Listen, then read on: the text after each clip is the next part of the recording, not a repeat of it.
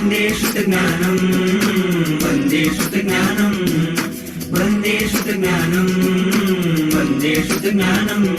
ओ देवादिदेवा करू तारी हूँ सेवा, हो देवादिदेवा करू तारी हूँ सेवा।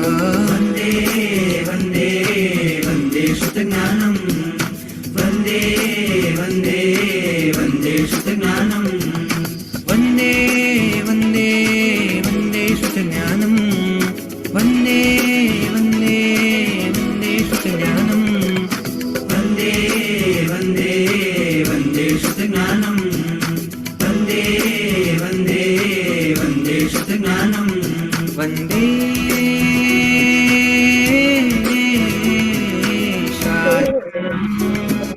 शासनं वन्दे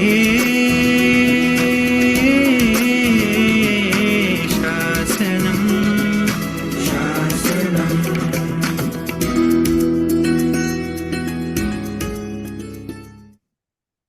प्रणाम गुरुजी, नमो नमः। प्रणाम गुरुजी। प्रणाम गुरुजी, नमो नमः। प्रणाम गुरुजी, नमो नमः। नमो सिद्धाणं नमो आयर्याणं नमो वज्झायाणं नमो लोये सब्बसाहूणं येषो पञ्चनमुक्कारो सब्बपापप्रणाशनो मंगलानं च सर्वेसिं परमं हवै मंगलम्।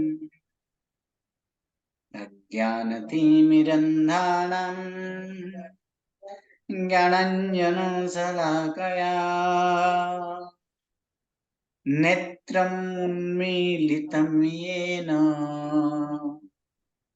तस्मै श्रीगुरवे नमः। परम पूज्य पूज्यपाद कलिकाल सर्वज्ञ हेमचंद्र सुरेश्वर जी महाराजा के द्वारा विरचित सिद्ध हेम शब्दानुशासन नामक व्याकरण ग्रंथ और इसी व्याकरण ग्रंथ से उद्धरित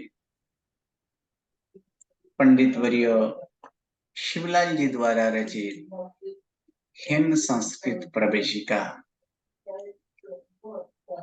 अब यहाँ पर प्रश्न ये आता है कि इस पुस्तक का नाम हेम संस्कृत प्रवेशिका क्यों रखा गया है।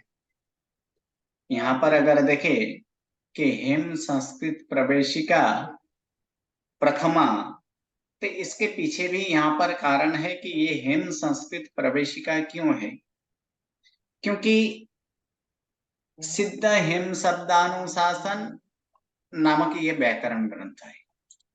सिद्ध हेम शब्दानुशासन नामक व्याकरण ग्रंथ और उसी व्याकरण ग्रंथ से आधारित, उसी व्याकरण ग्रंथ से ये उद्धरित या तो फिर इसको उनको आधार लेकर पंडित वर्य शिवलाल जी के द्वारा ये एक पुस्तक के स्वरूप में ये दर्शाया गया या तो लिखा गया है, जिसमें ये व्याकरण का नाम जो कि पूज्यपाद कलिकाल सर्वज्ञ ऐसे हेमचंद्र सुरेश्वर जी महाराजा के द्वारा विरचित है, उनके द्वारा ये सिद्ध हेम शब्दानुशासन ऐसे व्याकरण ग्रंथ का उद्धारण किया गया, तो उससे उद्धरित है।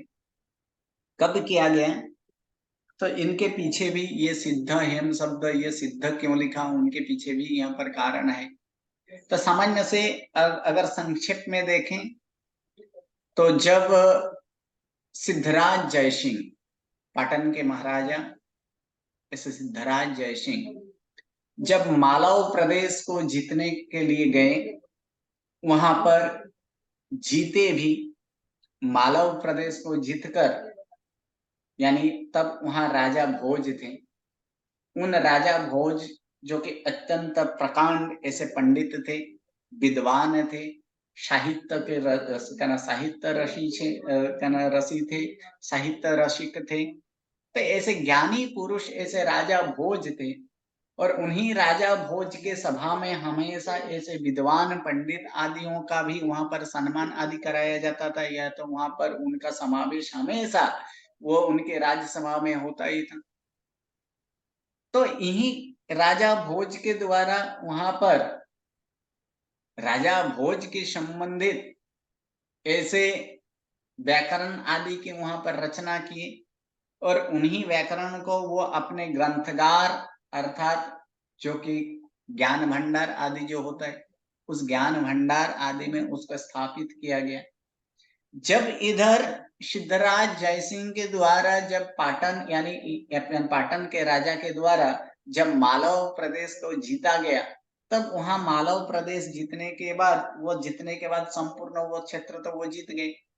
यानी उस समय राजा ऐसे सिद्धराज जयसिंह भ्रमण कर रहे थे, क्या क्या है इस मालव प्रदेश में, क्या है क्या नहीं, उनको देखते हुए तब वहां एक ग्रंथगार में पहुंचे, और ग्रंथगार में पहुंचने के बाद योगानुयोग उनके हाथ में एक ग्रंथ आए जिसमें राजा भोज की महिमा का वर्णन था। और ये वर्णन देखकर उन्हें लगा कि मुझे भी कुछ करना चाहिए, क्योंकि ये संपूर्ण राज्य तो मैं तो जीत गया, लेकिन ये जीतने के बाद मुझे कोई हरा दे और कोई ले जाए तो उनको तो वो तो क्षणिक है, क्षण के लिए है। आज कोई आज है तो कोई कल और होगा, लेकिन राजा भोज के द्वारा ये उत्तम कार्य किया गया। मैं संपूर्ण ऐसे मालव प्रदेश को जीत चुका हूं, लेकिन इस ग्रंथगार में रहा हुआ ये ऐसे ग्रंथ को मैं कैसे जीतूं? इनको तो जीतना मेरे लिए असंभव है। तो ऐसे मुझे भी कुछ करना चाहिए, मुझे भी कुछ ऐसे करना चाहिए जिस कारण ऐसे इस प्रकार की मेरा भी नाम हो, मैं अर्थात मैं भी कहीं कि मुझे भी अगर कोई मैं हार जाऊं तो भी मेरा नाम वर्षों तक ऐसे रहे।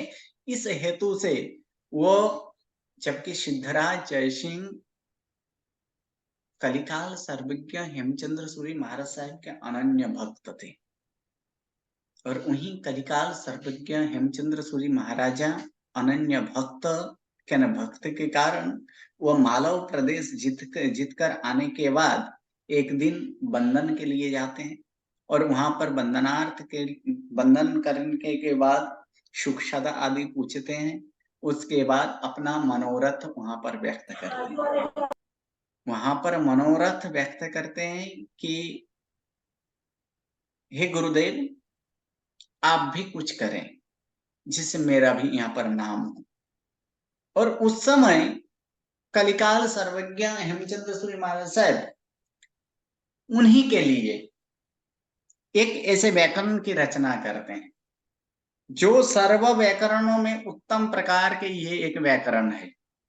जितने भी व्याकरण है, चाहे वो पाणिनि की व्याकरण हो कि अन्य कोई व्याकरण हो, सर्व प्रकार के ये उत्तम प्रकार के ये व्याकरण है।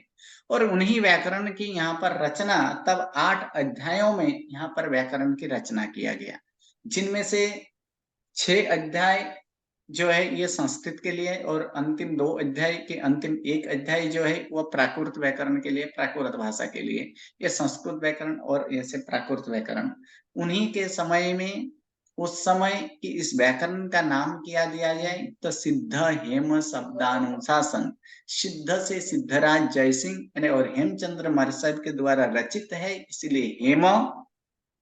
और यहाँ पर शब्दानुशासन, व्याकरण में शब्द का अनुशासन होता है, शब्द किस प्रकार से बनता है, शब्द कैसे बनता है, उसका यहाँ पर वर्णन किया गया। तो वही सिद्ध हेम शब्दानुशासन व्याकरण तो किनके द्वारा रचित है तो कलिकाल सर्वज्ञ।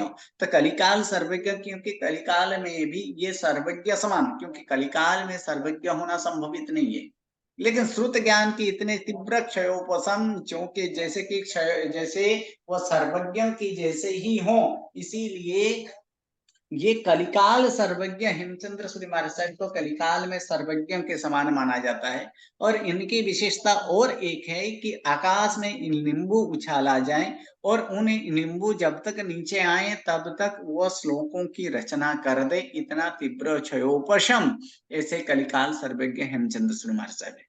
और उन्हीं के द्वारा ये सिद्ध हेम शब्दानुशासन नामक व्याकरण ग्रंथ है। और उन व्याकरण ग्रंथ का परिपूर्ण होने के बाद पाटन में ही वह परिपूर्ण पाटन से लिखना प्रारंभ किया गया और पाटन में ही वो पूर्ण हुआ। और उन्हीं कलिकाल सर्वज्ञ के द्वारा ये अष्टाध्यायी नामक ऐसे 8 अध्याय वाला ऐसे सिद्ध हेम शब्दानुशासन, और उनका जब ऐसे सम्मान आदि किया गया तो बाहर ऐसे संपूर्ण नगर में उनको हाथी के ऊपर बैठाकर नगर भ्रमण आदि कराया गया। और अंत में कि ये व्याकरण कोई भी भारी वस्तु हो उसको पानी में अगर डाला जाए तो फिर क्या होगा, डूब जाता है ना। कोई भी भारी वस्तु हो, पत्थर को अगर पानी में डाला जाए तो क्या होगा, पत्थर डूब जाएगा। लेकिन उसी प्रकार पुस्तक भी यहाँ पर भारी है, लेकिन ये पुस्तक का जब वहां पर कोई पानी के ऊपर रखा गया तो वो क्या होता, वो तैरने लगता था, अर्थात वो तैरते थे। तो वही तैरने स्वरूप वह इस कारण कि ये सिद्ध हेम शब्दानुशासन एक विशिष्ट प्रकार के ये है, जिस प्रकार वो तैर जाते हैं तो ऐसे ये व्याकरण आदि करने के बाद भी जीव तैर सकते हैं, ये संसार समुद्र को तैर सकते हैं। और इसीलिए उन्हीं से सिद्ध हेम शब्दानुशासन है। तो हेमचंद्र सूर्य महाराज साहब के द्वारा ये रचित ये व्याकरण है और उसी व्याकरण से उद्धरित है, इसीलिए यहाँ पर हेम शब्द लिखा गया। अरे वो किसका व्याकरण है कि संस्कृत भाषा है, तो जिस कारण यहाँ पर संस्कृत शब्द भी लिया गया। और संस्कृत में प्रवेश कराने के लिए पंडित वर्य शिवलाल जी द्वारा ये रचित, ये संस्कृत में प्रवेश करना है, संस्कृत भाषा में प्रवेश करवाना है, जिस कारण प्रवेशिका शब्द भी लिखा है। और पंडित वर्य शिवलाल जी द्वारा ये रचित जो ऐसे शब्द सिद्ध हेम शब्दानुशासन व्याकरण से ऐसे 3 पुस्तकों के निर्माण किया गया। और 3 पुस्तकों में ये प्रथम पुस्तक है, प्रथम पुस्तिका के स्वरूप में है, जिस कारण यहाँ पर प्रथमा भी लिखा गया है कि ये हेम संस्कृत प्रवेशिका प्रथमा, इस प्रकार से इस ग्रंथ का यथा इस पुस्तक का नाम हुआ है। और अभी इसी पुस्तक को हम यहाँ पर 5 विभागों में विभाजित किया गया है, इसलिए यहाँ पर ये हेम संस्कृत प्रवेशिका प्रथमा की ये प्रथम भाग है। और प्रथम भाग में हम देखे थे कि संस्कृत में प्रवेश करना है तो संस्कृत के प्रति रुचि, संस्कृत के प्रति प्रीति और संस्कृत के प्रति स्नेह होना अनिवार्य है, तब ही हम ये संस्कृत भाषा तक सीख पाएंगे। और कल हम देखे थे कि भाषा जो है कि भाषा ज्ञान किस प्रकार के हैं, तो भाषा ज्ञान वो बट वृक्ष के समान है। यानी भाषा ज्ञान यानी बट वृक्ष तब ही बनेगा जब बीज हो, बीज अंकुरित हो, अंकुरित होकर आगे वो पल्लव के स्वरूप में आए और उसके बाद ही वो बट वृक्ष के स्वरूप में ही बनता है। अगर बीज न हो तो फिर बट वृक्ष बनना यानी वृक्ष बनना संभव है नहीं है। अतः बीज जो है कि बीज का होना भी जरूर है, सिर्फ एकमात्र बीज होने से भी कुछ नहीं चलता है। क्या यानी हरेक बीज वो वृक्ष के स्वरूप में बन पाता है? हरेक बीज जितने भी बीज है क्या वो वृक्ष स्वरूप में बन पाएगा? या तो बन पाता है? नहीं बन पाता है। क्योंकि जो बीज उस बीज को रोपा जाए, रोपण करने के बाद उसमें पानी आदि डाला जाए जिससे वो अंकुरित हो, अंकुरित होने के बाद भी वो अगर अंकुर स्वरूप में जब तक न हो, जब उनका अंकुरित भाव नहीं होता है तब तक वह आगे वृक्ष का स्वरूप वो नहीं ले सकता है। अंकुरित होने के बाद जो प्लांट हम जो कहते हैं कि छोटे छोटे जो वृक्ष के स्वरूप में होता है उसका लालन पालन अगर किया जाए उसके बाद ही वह आगे जाकर बट वृक्ष का समान वह विशाल ऐसे घनादार छायादार ऐसे वृक्ष बन सकता है। तो यहाँ पर बीज के स्वरूप में हमें भाषा तक पहुंचना है तो बीज के स्वरूप में अक्षर ज्ञान यानी वर्ण ज्ञान अति जरूरी है। यानी वर्ण ज्ञान या तो अक्षर ज्ञान वो बीज समान है। शब्द ज्ञान, क्योंकि वर्ण से ही शब्द बनता है, वर्णानाम समूह, वर्णों के समूहों से ही शब्द की रचना होती है। तब वर्ण के बाद अर्थात बीज के बाद अंकुरित होना, वहीं अक्षर ज्ञान के बाद शब्द ज्ञान होना, वो भी जरूरी है। और शब्द ज्ञान ही क्या होता है कि वह आगे जाकर वह वाक्य स्वरूप में लेता है। एक शब्द, दो शब्द, तीन शब्द आदि शब्द, अनेक शब्द ऐसे एकत्रित होकर वो एक वाक्य स्वरूप में बनते हैं, वाक्य स्वरूप में परिणत होता है। तो वो वाक्य ज्ञान जो है वो पल्लव के स्वरूप में होता है। एक डाली, दो डाली, तीन डाली, चार डाली, इस प्रकार से जो डाली के स्वरूप में जो होता है, पल्लव के स्वरूप में आदि होता है, वो वाक्य ज्ञान है। और एक वाक्य, दो वाक्य, तीन वाक्य, चार वाक्य, ऐसे अनेकों वाक्य अगर जब समावेश हो तब वहां पर वो भाषा स्वरूप में बनता है।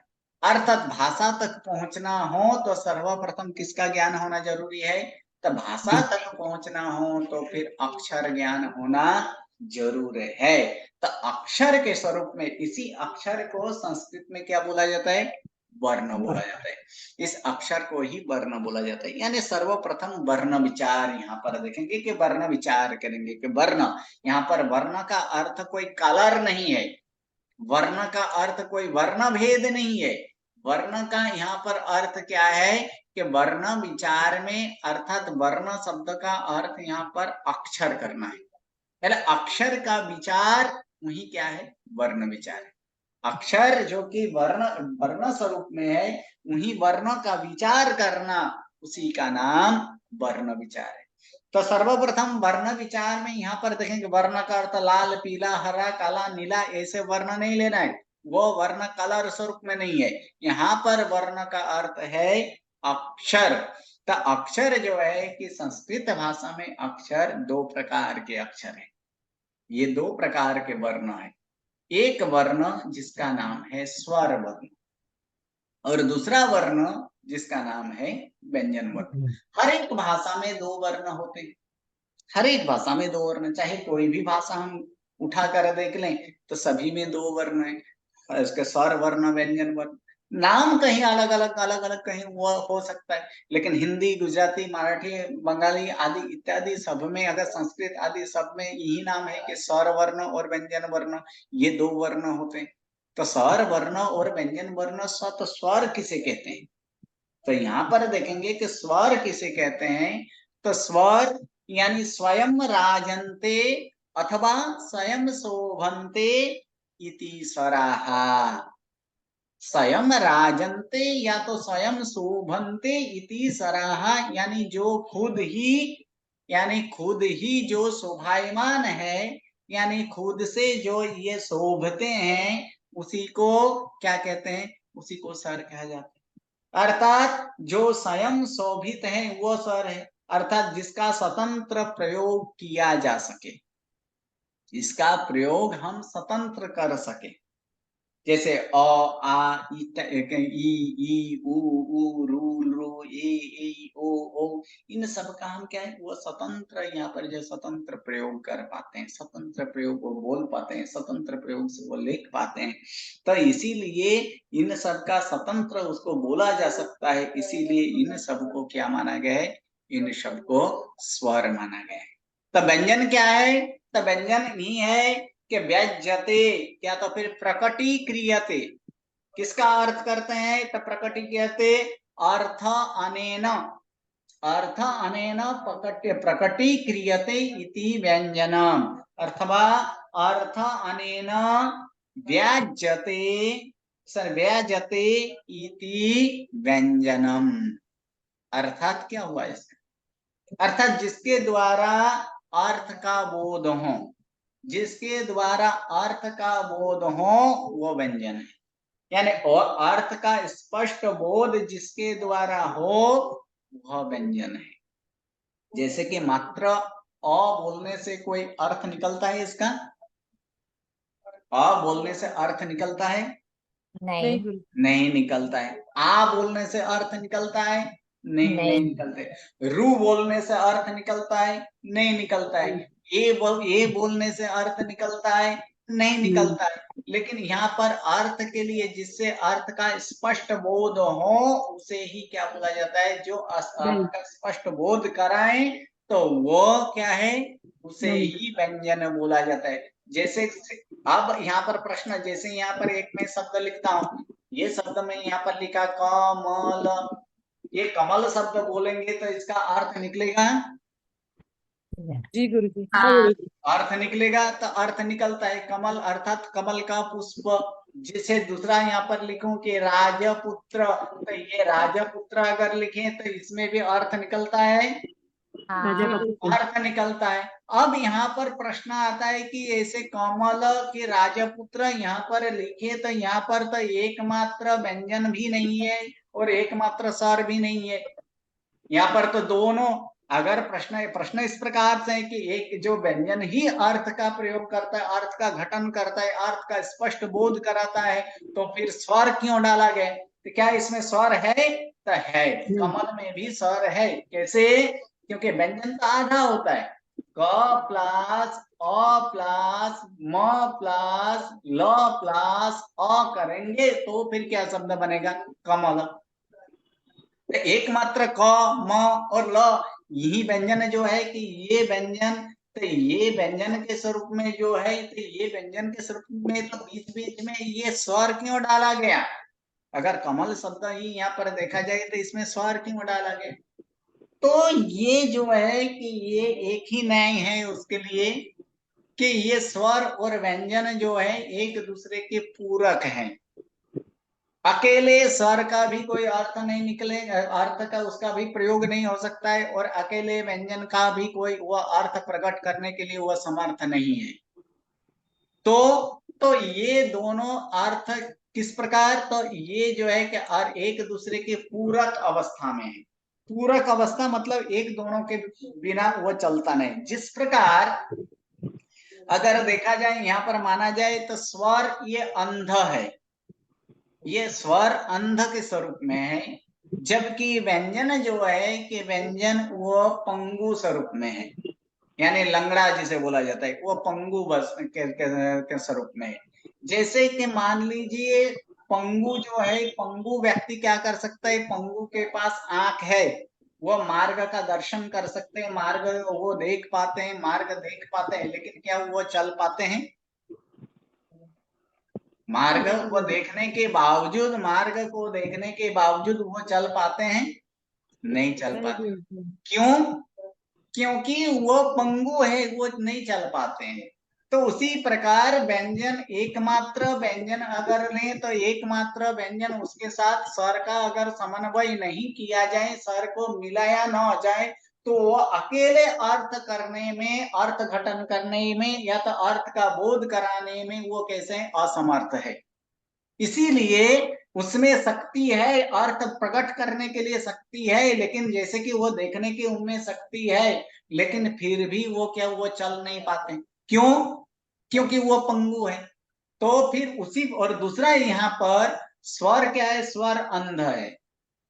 स्वर ये अंध के समान है, जैसे कि अंध व्यक्ति के हाथ पैर आदि वो चल पाते हैं, लेकिन रास्ता आदि नहीं देख पाने के कारण, रास्ता आदि नहीं देख पाने, यानी हाथ पैर आदि होने के बावजूद अंध मानस वो देख पाते हैं?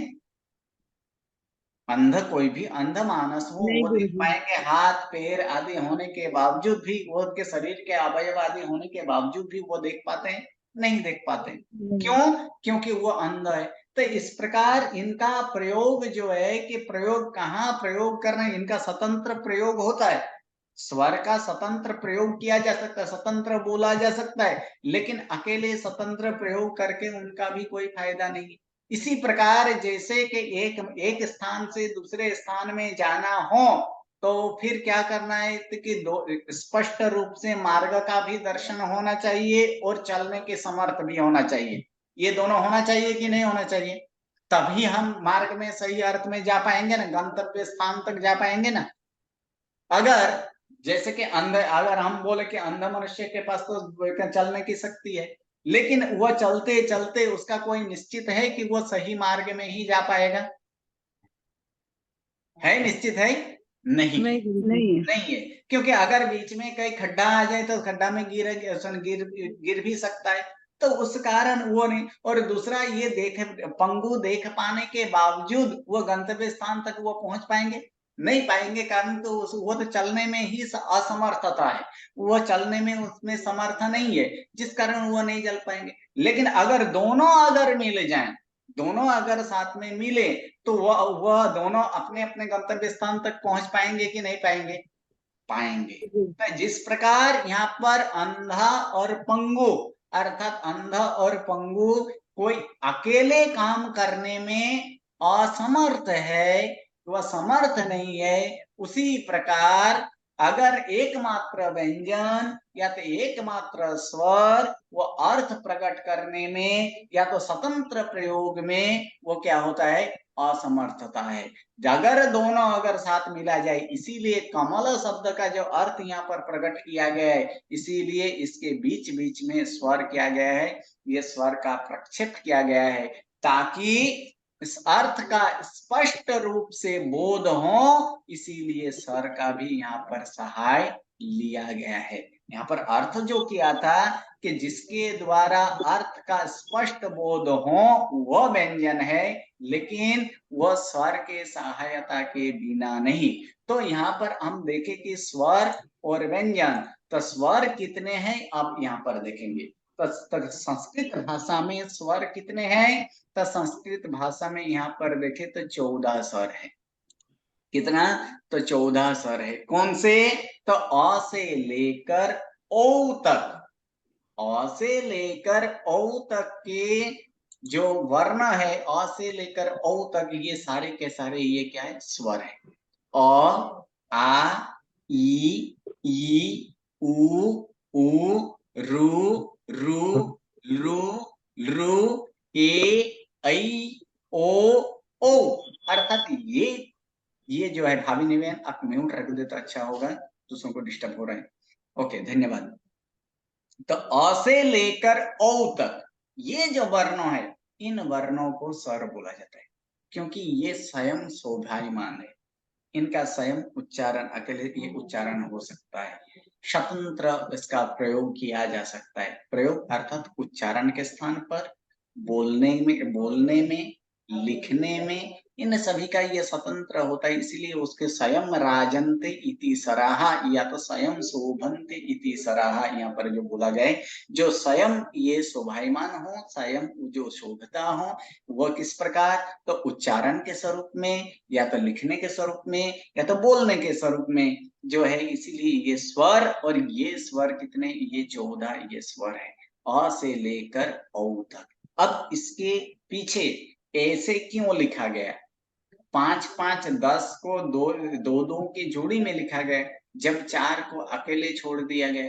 इनके पीछे भी तार्किक है, इनके पीछे भी तर्क है, क्यों लिखा गया ऐसे, उसके बारे में भी हम देखेंगे। क्योंकि स्वर जो है, ये स्वर, फिर वो स्वर का आगे यहाँ पर स्वर 2 प्रकार के स्वर होते हैं, एक ह्रस्व स्वर, दूसरा व्यंजन स्वर, ह्रस्व स्वर और दूसरा दीर्घ स्वर। ये ह्रस्व स्वर और दीर्घ स्वर, इन सबको दिखाने आदि के लिए उनके पीछे भी कारण है, जो कि बाद में देखेंगे। लेकिन अभी स्वर देखें तो स्वर कितने हुए? तो 14 प्रकार के ये स्वर है। कौन से? अ, आ, ई, उ, रु, लृ, ए, ऐ, ओ। देखिए यहाँ पर सामान्यतः इसमें साउंड में भी जब आप ये आपका उच्चारण जब करते हो, तो यहाँ पर लेफ्ट साइड के जितने जो 5 है, इनको उच्चारण करने में कोई ज्यादा भार नहीं दिया जाता है, ज्यादा उसमें ऐसे भार नहीं डाला जाता है, सामान्य से उसका उच्चारण हो जाता है, सिंपल उसका उच्चारण हो जाता है, अ, ई, उ, रु, लु, ऐसे उच्चारण हो जाता है। लेकिन आप आ बोलोगे तो अ बोलने से ज्यादा समय लगता है कि नहीं लगता है? आ बोलने में, आ बोलने में ज्यादा थोड़ा सा भार देना पड़ता है कि नहीं पड़ता है? थोड़ा जोर पूर्वक उसे बोला जाता है कि नहीं बोला जाता? अ और आ थोड़ा सा ऐसे के थोड़ा सा जोर पूर्वक। लेकिन बाकी सबका उच्चारण जो है ना, ये सबका उच्चारण हम एक जैसे करने लगे हैं, ई, उ, रु, लु, लेकिन ये सबका उच्चारण एक जैसे नहीं है। इनमें भी अलग अलग प्रकार के, जैसे कि मैं दो शब्द यहाँ पर देता हूँ। जैसे एक शब्द है यहाँ पर मुनि, और दूसरा यहाँ पर मैं शब्द लिखता हूँ नदी। दोनों का उच्चारण क्या करते हैं, आप एक बार कोई मुझे सुनाएंगे? गुरुजी मैं बताऊं? हाँ जी बोलिए। मुनि हम्म, और नदी। ओके, बहुत धन्यवाद। और कोई? मैं बोलूं गुरुजी? हाँ जी, मुनि नदी। ओके। और कोई? मैं बोलूं ओ बोलूं हाँ जी बोलिए। मुनि नदी। ओके। और कोई बोलूं मैं? जिसे पढ़ना आता है वो उच्चारण कर सकते हैं ये मुनि और नदी को? बोलो गुरुजी। हाँ जी बोलिए। मुनि नदी। ओके। और कोई? मैं बोलूं गुरुजी? हाँ जी बोलिए। मुनि नदी। ओके, मुनि नदी। ओके। और कोई? गुरुजी हाँ जी। मुनि नदी। ओके। अभी किसी ने उच्चारण किया था अभी, मुनि और नदी। ऐसा अगर मैं बोलूं कि मुनि नदी, दोनों बोलने में एक जैसे लगता है कि नहीं लगता है? मुनि नदी एक ही जैसे लग रहा है ना? थोड़ा हाँ। लगता है। लेकिन ये उच्चारण मेरा गलत है, एक सही है एक गलत है। मुनि नदी एक सही है एक गलत है, क्योंकि मुनि में कौन सा ई है यहाँ पर? मुनि में अगर देखा जाए तो इसमें कौन सा ई है? ह्रस्व ई है। हस्तवाई और दूसरा यहाँ पर देखें, नदी में कौन सा ई है? दीर्घ ई। दीर्घ ई है। तो क्या दोनों का उच्चारण अलग अलग होना चाहिए कि नहीं होना चाहिए? होना चाहिए। होना चाहिए। होना चाहिए। तो इन दोनों में, लेकिन अभी अभी हम क्या कर देते हैं कि दोनों ई, जो कि आप लोग बोलते रहते हैं कि छोटी ई बड़ी ई, ये छोटी ई बड़ी नहीं ई नहीं है, इसको इसी को बोलना है, क्योंकि वो उच्चारण के स्थान के अनुसार ही यहाँ पर छोटी बड़ी की गई है। छोटी का मतलब ही है यहाँ पर ह्रस्व, ह्रस्व का मतलब छोटा होता है, लघु होता है। और दीर्घ, दीर्घ का मतलब होता है जो कि बड़ा होता है, कि बड़ी होती है, वो लंबा के समान में दीर्घता के स्वरूप में होता है। तो यहाँ पर ये जो है कि दोनों के उच्चारण में भी ये फेरफार आता है, अंतर आता है। ये मुनि अर्थात सामान्य से सामान्य स्वरूप में जो बोला जाए वही है मुनि। नदी, जिसमें थोड़ा सा दीर्घता करना है, थोड़ा सा उसको सर को खींचना है। नदी, मुनि नदी, इस प्रकार से बोलना है। उसी प्रकार का जैसे कि दूसरा एक यहाँ पर शब्द दिया जाए, जैसे कि भानु, और दूसरा शब्द है यहाँ पर धू। ये दोनों ऊ जो है, इन दोनों ऊ में भी अंतर है। एक में भानु सामान्य से, जो कि सिंपल ये बोला जा सकते है भानु, और दूसरा जो है कि बधू, क्या आता है वो, उसमें क्या आता है? दीर्घ ऊ, वो दीर्घ ऊ। थोड़ा सा भार दिया जाता है। तो यही वस्तु है कि लेफ्ट साइड वाला जो आप दिख रहे, जो यहाँ पर दिख रहा है कि लेफ्ट साइड में जो 5 अक्षर है, कौन से? अ, ई, उ, रु, रू, ये 5 जो आपको दिखाई दे रहे हैं, ये 5, इनका उच्चारण सामान्य से किया जाता है, इसमें कोई भार नहीं डाला जाता है, ये सामान्य से ये इसका वही उच्चारण होता है। जबकि दूसरा जो है कि राइट साइड वाला आ, ई, उ, रु, ए, ऐ, ओ, इसमें क्या आता है? इसमें थोड़ा सा भार ज्यादा दिया जाता है। इसी कारण इसको हम 2 विभाग में यहाँ पर विभाजित किया जाता है। जो कि सामान्य बोलने में जो सामान्य से बोला जाता है, ऐसे अक्षर ये 5 ही है। और बाकी ये जो 9 है, ये 9 किस प्रकार से? तो ये 9 के उच्चारण में थोड़ा सा भार दिया जाता है, थोड़ा दबाव दिया जाता है। जो सामान्य से बोलते हैं उससे और थोड़ा खींचकर बोलना है। इसीलिए इनको ये 2 विभाग में हम क्या है कि इसको 2 विभाग में विभाजित किया गया। और इन्हीं 2 के कारण ये 5 जो है, इन 5 को ह्रस्व बोला जाता है। ह्रस्व, और जो कि आप बोलते हो छोटी ई, छोटी ई, बड़ी ई, यहाँ पर जो दिखाई देता है, तो ये 5 ह्रस्व होने के कारण इनका उच्चार भी एक मात्रा होता है। एक मात्रा, जिसके उच्चारण में एक मात्रा है, वो ह्रस्व स्वर है। जिसके उच्चारण में 2 मात्रा लगता है, अर्थात इससे थोड़ा भार देकर थोड़ा खींचकर अगर बोला जाता है तो वो दीर्घ होता है। तो ये ह्रस्व ई दीर्घ ई एक ह्रस्व और दीर्घ के अनुसार ही ह्रस्व और दीर्घ का भेद हो, अंतर हो। इसी कारण यहाँ पर क्या होता है, इसी कारण यहाँ पर भी हम क्या किए, इनको 2 विभाग से विभाजित किया गया। ये स्वर कितने स्वर हुए, ऐसे 14 स्वर है, ये 14 स्वर। तो व्यंजन कितने हैं, तो व्यंजन क से लेकर ह तक, क से लेकर क वर्ण से लेकर ह वर्ण तक जो वर्ण है, जो अक्षर है, या तो क अक्षर से लेकर ह अक्षर तक जो अक्षर है उसे क्या बोला जाता है, उसे व्यंजन बोला जाता है।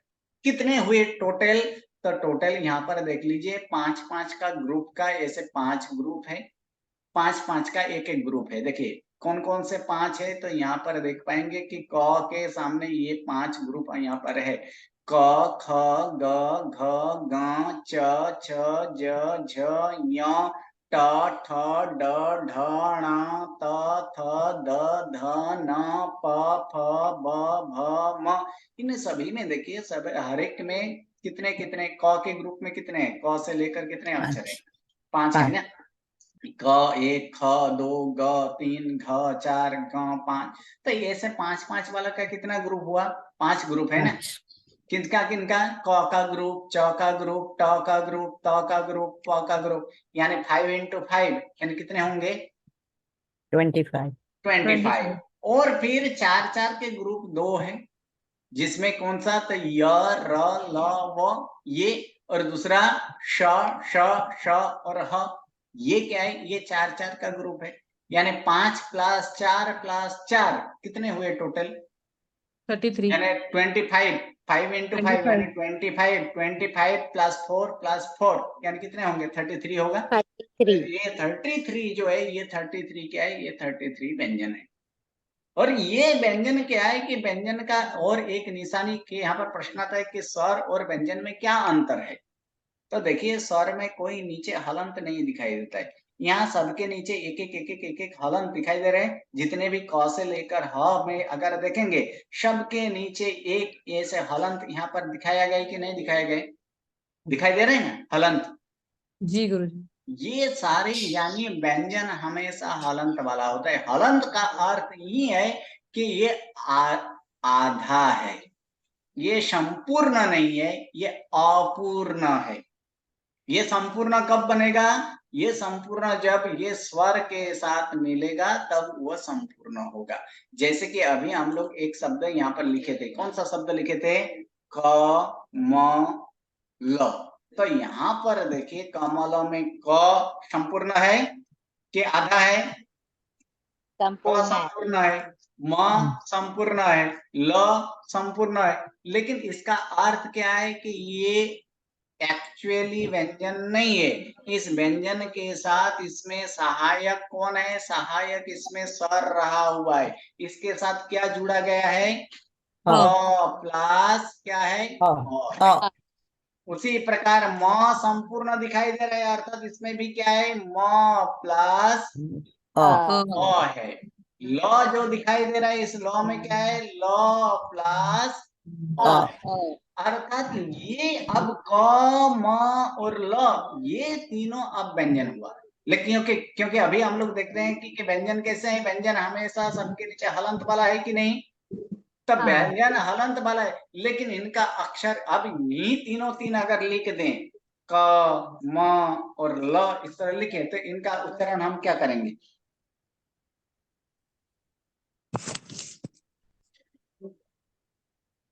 पहले में स्वर मिला हुआ है तो उसका उच्चारण के स्वरूप में कमल ऐसे उच्चारण हो रहा है, लेकिन इसका उच्चारण हम क्या करेंगे,